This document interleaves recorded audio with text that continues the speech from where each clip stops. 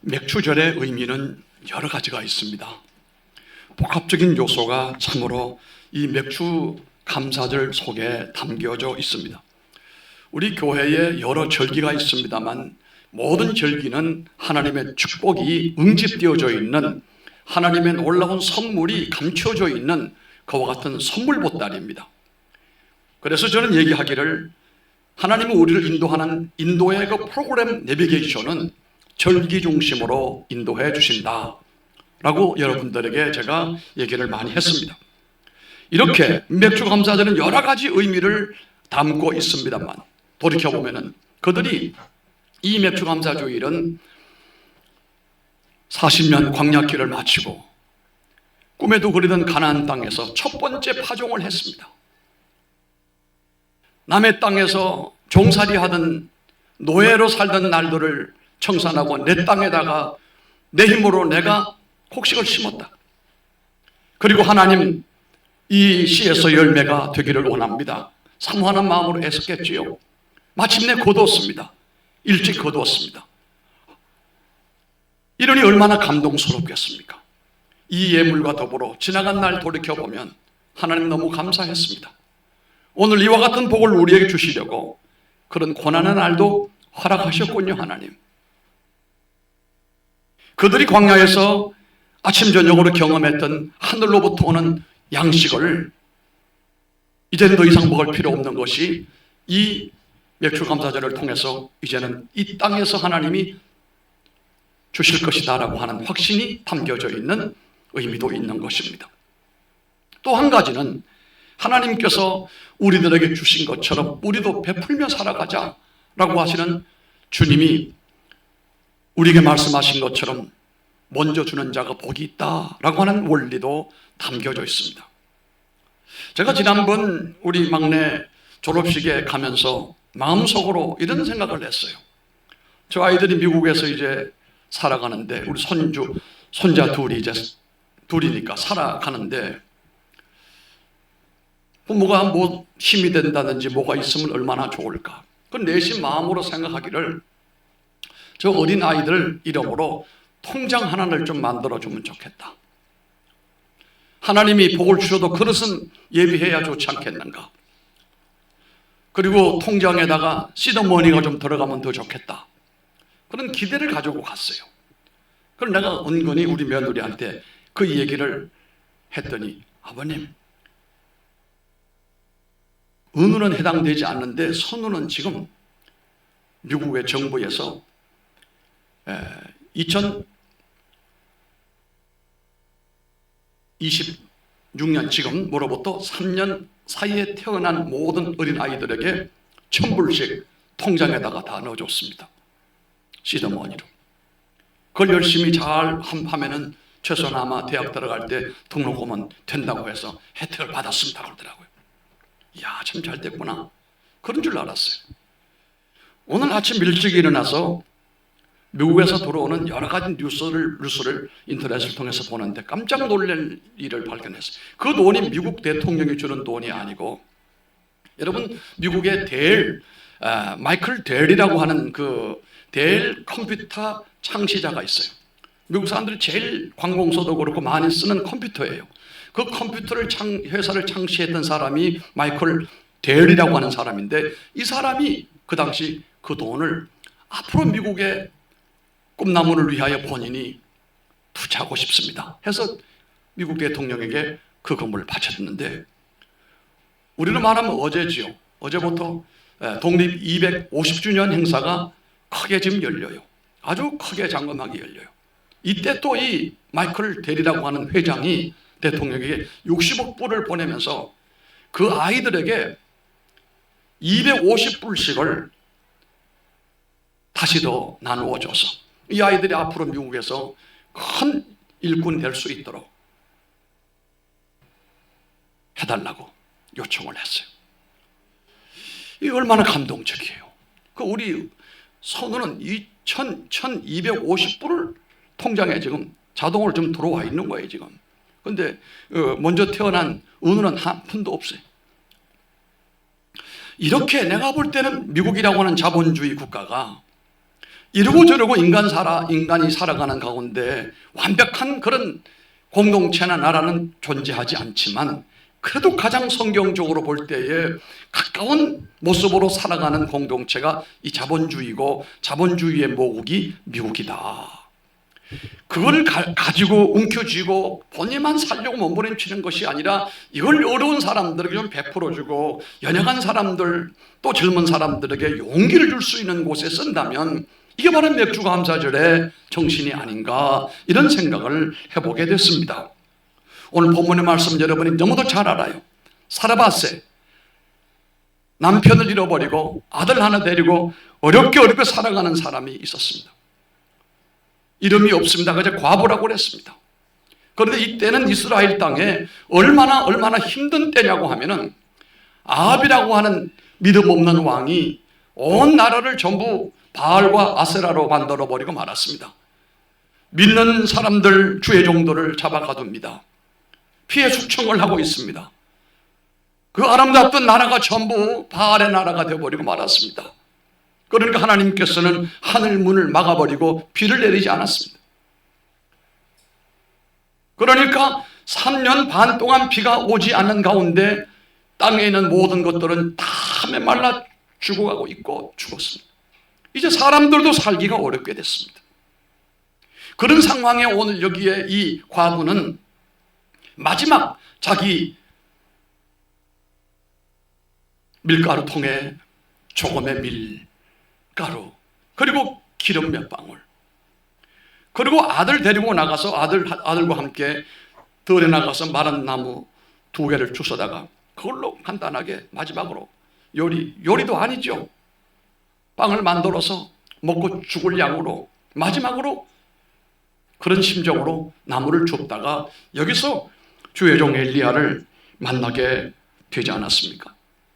그런데 오늘 우리가 이 본문의 말씀을 읽어보게 되면 이 엘리야는 그것을 아는지 모르는지 그에게 물을 달라고 했습니다. 물도 힘들어요. 물이 없습니다. 어찌 보면 물이 어찌 보면 기름보다 더 비싸고 돈보다 더 귀한 거예요. 비가 3년 반 동안 오지 않았으니까요. 그래도 이 과부는 참 착한 과부였습니다. 이유 달지 않았습니다. 오늘 우리 같았으면 그냥 그렇게 따라가겠습니까? 말씀대로? 그럴 일이 거의 없지요. 이 똑똑한 현대인들은 아마도 반론을 제기할 겁니다. 그러나 이 과부는 그럼에도 불구하고 아무런 변명하지 않고 순종을 합니다. 물이 있는지 없는지는 모르겠지만 물을 길러러 가는데 돌아서는 그 여인에게 엘리야가 또 얘기합니다. 저기요, 그 떡을 만들거든 만들어가지고 나 좀 먹게 해달라. 이거 뭐 더 어려운 숙제입니다. 없는 물을 구해다가 주는 것도 힘든 일이지만 마지막 먹고 죽으려고 하는 모자간에 먹으려고 하는 그 떡도 만들어가지고 가져오라고 하니까 이게 참, 그런데도 참으로 착한 것은 이 과부는 한마디 쓰다 말하지 않습니다. 변명도 없었습니다. 그대로 행동을 합니다. 막상 떡을 만들어 왔는데 그 떡을 정말 이 엘리야는 먹습니다. 어찌 보면 대접이고 어찌 보면 그냥 뺏어다가 먹는 겁니다. 그러고 난 다음에 하나님께서 하시는 놀라운 역사가 나타나고 있었습니다. 그 흉년이 다 끝날 때까지 밀가루통에 밀가루가 계속 나오게 해주시고 그 기름통에 기름이 마르지 않고 계속 나오게 해주시고 이 흉년 다 끝날 때까지 먹고 사는데 문제 없도록 만들어 주셨어요. 여러분, 이게 맥주감사절의 정신이기도 한 것입니다. 우리가 사는 시대는 아무리 살기 좋다고 해도 한마디로 말해서 아닙니다. 힘든 시대입니다. 그럼에도 우리가 힘든 인생을 살아가면서도 하나님 앞에 늘 감사하고 하나님 앞에 영광 돌리고 하나님 앞에 특별히 예물 드리는 이 중심은 하나님이 여러분들을 사르밧 이 과부처럼 복을 주시려고 하시는 하나님의 은혜가 그 속에 담겨져 있음을 믿으시길 바랍니다. 하나님이 우리들에게 원하시는 것은 가난이 아니고 부유함이에요. 그러나 단 한 가지 조건이 있습니다. 부유함이 있을 때에 그 부유함이 어디로부터 오는가? 인본주의적인 사람의 노력으로, 사람의 머리로, 사람의 공부로 해서 오는 것인가? 아니면 하나님으로부터 오는 것인가를 반드시 알게끔 해주시는 것입니다. 오늘 이 사르밧 과부에게 하나님께서 어떻게 부유함으로 채워주시는가를 보면서 말씀의 은혜가 되기를 바랍니다. 첫째는 하나님의 은혜가 임할 때 가난이 부요로 변화되기 시작을 합니다. 따라갑시다. 하나님의 은혜가 임할 때 가난이 부요로 변한다. 아멘. 우리는 무엇보다도 하나님의 은혜를 귀히 여겨야 됩니다. 성도는 하나님의 은혜가 재산이 되어야 되는 것입니다. 집에 있는 저금 통장이나 무슨 지문서가 귀한 게 아니라 그게 다 없어도 하나님의 은혜만 나와 함께 하시면 내게 부족함이 없다라고 큰소리실 줄 알아야 되는 것입니다. 우리가 정말 사모해야 할 것이 하나님의 은혜고 귀히 여겨야 될 것이 하나님의 은혜입니다. 하나님이 그 당시 수많은 가난한 과부들 가운데 특별히 사르밧에 있는 이 과부에게 관심을 집중시킨 것도 이게 은혜 아니겠습니까? 사르밧 과부가 엘리야에게 말을 순종을 한 것도 물 떠오라, 물 떠오고 떡 가지고 와라, 떡 가지고 오고 그 없는 가운데 아무 군소리하지 않고 그렇게 순종할 수 있는 것 따라갑시다. 이것이 은혜다. 아멘. 순종할 마음이 생긴 이것이 은혜 아니겠습니까? 우리는 해야 할 많은 일들을 생각하기 전에 먼저 늘 하나님의 은혜를 먼저 생각하는 습관을 길러야 되는 것입니다. 길을 걸어가도 하나님의 은혜, 하나님의 은혜. 지금까지 하나님의 은혜로 살아왔습니다. 하나님 앞으로도 은혜로 살기를 원합니다.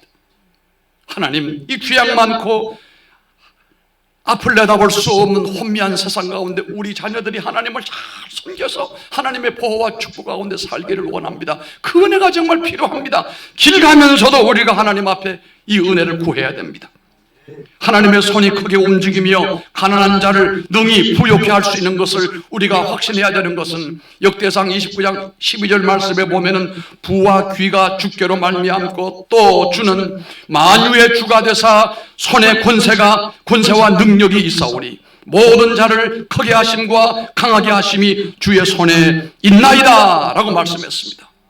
하나님이 관심만 가지시면 은혜 베푸시기를 마음만 정하시면 가난한 자가 진토에서 일어나서 풍성하고도 부유한 삶을 누리면서 많은 사람들에게 하나님의 위대하심을 증거할 수가 있습니다. 모든 것은 하나님의 은혜로부터 옵니다. 사무엘상 2장 7절 말씀 보면은 여호와는 가난하게도 하시고 부하게도 하시며 낮추기도 하시고 높이기도 하시는도다 했습니다. 아멘. 부자는 부유함을 자랑하지 말아야 됩니다. 가진 것을 자랑하지 말아야 됩니다. 진정 자랑해야 될 것은 하나님의 은혜를 자랑해야 되고 하나님의 은혜라고 한다면 베푸는 것을 자랑해야 됩니다. 그 모든 부요가 하나님의 은혜로 주어지기 때문입니다. 가난한 자들 또한 낙심치 말아야 됩니다. 다만 우리가 구할 것은 하나님의 은혜입니다. 하나님의 은혜를 베푸시면 언제든지 모든 상황이 따라합시다. 역전될 수 있다. 하나님의 은혜가 임하면 역전됩니다. 어린 소년 다윗에게 하나님의 은혜가 임하니까 골리앗 같은 육적 장수도 한 방에 나가 자빠지게 하지 않습니까? 마치 깊은 밤이 지나가고 낮이 오는 것처럼 모든 상황을 하나님은 역전시킬 수가 있습니다. 하나님의 은혜가 임할 때 말입니다. 두 번째는 가난 속에 담긴 하나님의 은혜를 깊이 깨달을 때에, 가난 속에 담긴 하나님의 은혜를 깨달을 때에 가난이 부요로 변화된다는 사실입니다. 가난 속에 담긴 하나님의 은혜를 깨달을 때 기적이 일어납니다. 사르밧 이 과부가 어찌 보면은 가난하지 않았더라면 하나님의 은혜를 이렇게 발견할 수가 없었겠지요. 그렇게 절절히 가난하고 아무것도 없고 상황이 처절했기 때문에 하나님의 은혜가 은혜로 보이지 않습니까? 다시 말하면 이 사르밧 과부의 가난함이 하나님의 은혜의 통로가 되었다라고 하는 겁니다. 단지 이 하나님의 은혜를 그 가난 속에 담겨져 있는 깊은 뜻을 깨달을 때만 가능하다는 겁니다. 가난이 부요로 바뀌는 것은 한순간에도 가능합니다. 그 한순간은 그 깨달음의 순간으로부터 시작이 되어집니다. 즉 가난 속에 하나님의 은혜가 담겨져 있다는 것을 깨달아야 됩니다. 경제적인 어려움이나 물질적인 어려움 속에 있을 때도 그것을 깨달아야 돼요. 그것을 해석할 줄 알아야 돼요. 어려운 그 자체만 가지고 평가하지 말고 이 어려움이 내게 왜 있는지, 이 어려움이 나를 어떻게 하려고 하는지를 하나님의 말씀을 통해서 감동을 받을 줄 알아야 이 가난 속에 담겨져 있는 하나님의 놀라운 축복을 경험하게 된다는 사실입니다. 하나님의 은혜를 깨닫는 사람은 가난 속에서도 그러므로 하나님의 비밀을 보고 비전을 보고 꿈을 보는 사람입니다. 비전을 가진 사람에게는 통찰력이라고 하는 것이 있는데, 이 인사이트, 뚫어보는, 이 깊은 곳을 뚫어보는 것이 있는데, 이것이 있어야 하나님께서 내가 지금은 이런 어려운 고난의 길을 걷고 있지만 이 어려움을 내게 왜 겪게 하시는가? 당장은 아무런 소득이 없어 보이지만 그렇지 않아요. 하나님이 우리들에게 고난의 과정을 걷는 데는 아무런 이유 없이 그 길을 걸어가게끔 하는 하나님이 아니에요. 반드시 하나님의 의도를 가지고 계획을 가지고 목적을 가지고 우리로 하여금 그 고난의 길을 걷게 하시는데, 그것을 알 수 있는 사람, 그 영성의 사람이에요. 그걸 깨닫는 사람이 바로 상황을 역전시킬 수 있는 사람이에요. 이것을 우연으로 생각하고 팔자로 생각하고 원망하고 불평하는 사람에게는 전혀 환경의 변화가 일어나지가 않습니다. 그러므로 비전을 소유한 사람은 남이 볼 수 없는 것을 볼 수가 있어야 되고, 남이 보는 것과 달리 볼 수가 있어야 되는 것입니다. 오늘 엘리야의 이 가난한 고통 속에 있는 이 과부의 얘기를 보면은, 이 과부는 정신연령이 모자라는 것도 아니고 지적 능력이 모자라는 것도 아니고, 마지막 자기가 음식을 먹고 아들과 함께 죽으려고 하는데 물을 달라 떡을 달라 군소리하지 않고 순종하는 모습을 바라볼 때, 또 이 과부는 여러 가지 생각을 많이 했을 것입니다. 엘리야가 하나님의 종인 것을 알았습니다.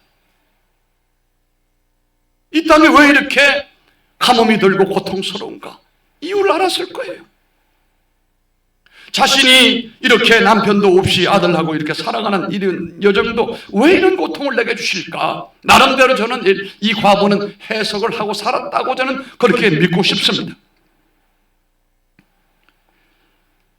이 과부는 자기 동네에 사르밧에 주의 종 엘리야가 왔다는 사실도 감동이고, 자기에게로 다가와서 나무를 줍는 현장에서 둘이 조하고 만나는 것도 하나님의 은혜고, 본인이 감당하기 어렵지만 요구하는 모든 내용도 들어보니까 이것이 영적으로 해석을 하게 되면 이것도 가능한 일이에요. 예, 알았습니다. 물이 지금 없지만 내가 무슨 수를 쓰더라도 물을 길러오겠습니다. 떡이요, 내가 마지막 먹고 아들하고 죽으려고 했지만 무슨 수를 쓰더라도 떡을 만들어 와 보겠습니다. 생각 없이 이 과부는 그렇게 하지 않았다는 사실이에요. 이 모든 것을 염두에 두고 깊이 생각을 하고, 이 어려운 난관, 어려운 역경을 통하여 이 엘리야 주의 종을 통하여 하나님이 하실 역사를 기대하며 살았다는 사실입니다. 그리 시냇가에 숨어 있을 때 엘리야가 하나님의 은혜를 입었습니다. 이 아합과 모든 세력을 저 갈멜산에서 다 쳐서 죽이고 난 다음 압박을 이기지 못하여 저 남쪽으로 내려가 숨어 있을 때, 그때 하나님께서 까마귀를 보내가지고 아침 저녁으로 먹을 것을 줍니다. 열왕기상 17장 5절 6절로 보면은, 저가 여호와의 말씀과 같이 하여 곧 가서 요단 앞 그릿 시냇가에 머물며 까마귀들이 아침에도 떡과 고기를 저녁에도 떡과 고기를 가지고 왔고 저가 시냇물을 마셨더니 라고 했습니다. 이 신비한 사건은 자신이 가난하지 않았더라면 결코 경험할 수 없는 은혜 아닙니까? 엘리야가 이렇게 도망쳐서 광야에 머물지 않았더라면 어찌 아침 저녁으로 하나님의 기적을 경험을 했겠습니까? 여러분, 힘들고 어려운 것은 그것이 목적이 아니라 하나님의 은혜를 보여주시기 위한 하나님의 계획이 있음을 믿으시고 영적인 눈을 열어 그것을 볼 수 있게 되기를 바랍니다. 그래서 엘리야는 사르밧 과부의 마지막 가난을 더욱더 가난하게 함으로 결국은 부유함으로 경험하게 만들었습니다. 있는 것 다 뺏어버리고, 그리고 그에게 갑절로 더하여 주시는 복을 주셨다는 이런 말입니다. 가나온 잔치의 기적 또한 부족함의 은혜를 알았기 때문에 거기서 물이 변하여 포도주가 되는 놀라운 역사도 경험을 했습니다. 제가 전에도 한번 얘기를 했습니다마는 전 정부의 국토부 장관으로 있던 원희룡 씨가 이 제주도 사람이에요. 지금은 그 아들을 미국에 어릴 때 유학을 보내는데, 목사님 집으로 유학을 보내는데 어떻게 친구를 잘못 만나가지고 마약에 물들었어요. 그 몇 년 전에 2, 3년 전인가요? 사회적 물의를 일으켰어요.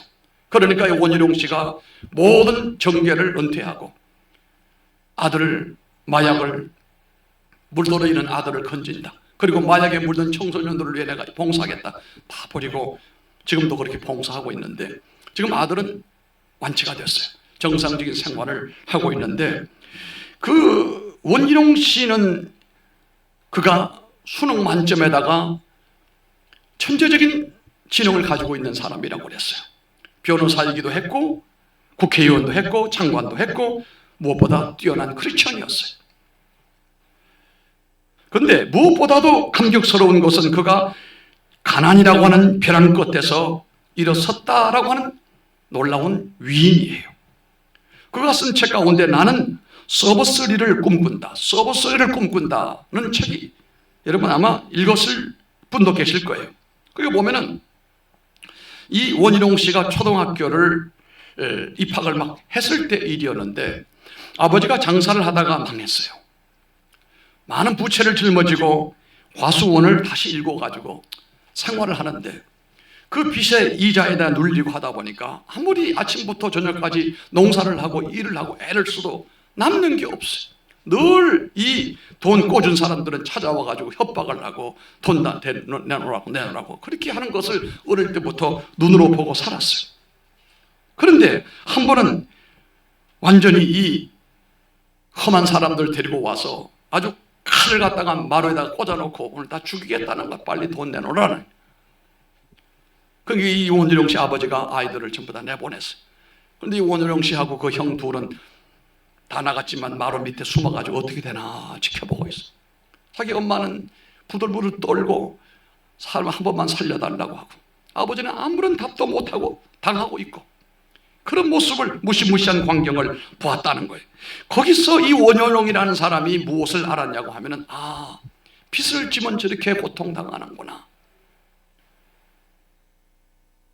빚을 지면 사람의 저런 수모를 당하는구나. 그 마룻바닥 밑에서 입술을 깨물면서 눈물을 뚝뚝 흘리면서 내가 앞으로 열심히 공부해서 훌륭한 사람이 되어서 다시는 이런 수모를 겪지 말아야지. 거기서 다짐을 했다는 겁니다. 열심히 공부를 하고 노력을 해서 그가 목적하는 곳에 도달하게 되었다. 그런 얘기였습니다. 이 책에서 나오는 이 원희룡 씨의 얘기를 잘 읽어보게 되면, 가난을 겪어보지 못하고는 진정한 부요의 감사가 불가능하고, 가난을 겪으면서 인생을 살아보니 하나님의 축복이 뭔지를 알았다라고 했습니다. 가난을 하나님의 기적을 창조하는 원리로 봤다는 거죠. 이제 말씀을 마치려고 합니다. 우리는 이 사렙다 이 과부의 얘기를 보면서 두 가지 정도 말씀을 교훈으로 삼고자 하는데, 첫째는 아직도 우리에게도 남아있는 것이 무엇인지를 헤아려 보시기 바랍니다. 이 과부는 아들을 낳고 마지막 먹고 죽으려고 했지만, 그러나 그때까지 점검해 보면은 그래도 마지막 먹고 죽으려고 했던 그것이 남아있었다 이 말이에요. 밀가루 한 움큼과 병에 기름 몇 방울이 있었다 이 말이에요. 두 번째는 남아있는 작은 것을 먹어버리면 그걸로 끝나지만 하나님의 손에 맡기어 하나님의 역사를 경험하는 여러분 되기를 바랍니다. 엘리야가 사르밧 과부에게 부탁한 것은 너무도 심해 보여요. 여러분들은 신앙생활에서 물질로 때로는 시험이 들지 않기를 바랍니다만 하나님은 가끔은 우리들에게 시험을 주실 때도 있습니다. 물질로. 마지막으로 음식을 만들어 먹고 죽으려고 하는 그에게 그거 다 가져오라고 하는데 오늘 이 시험을 여러분들에게 했더라면 몇 사람이 통과를 했을까요? 이 내용은 다음과 같습니다. 심을 씨앗과 먹을 양식을 구분할 줄 아는 성도가 되기를 바랍니다. 또한 작은 씨앗 속에 엄청난 잠재력이 있다는 것을 아시기를 바랍니다. 그리고 하나님의 말씀을 따라 먼저 심고 나중에 거두는 지혜가 여러분들에게 있기를 바랍니다. 기도하겠습니다. 하나님,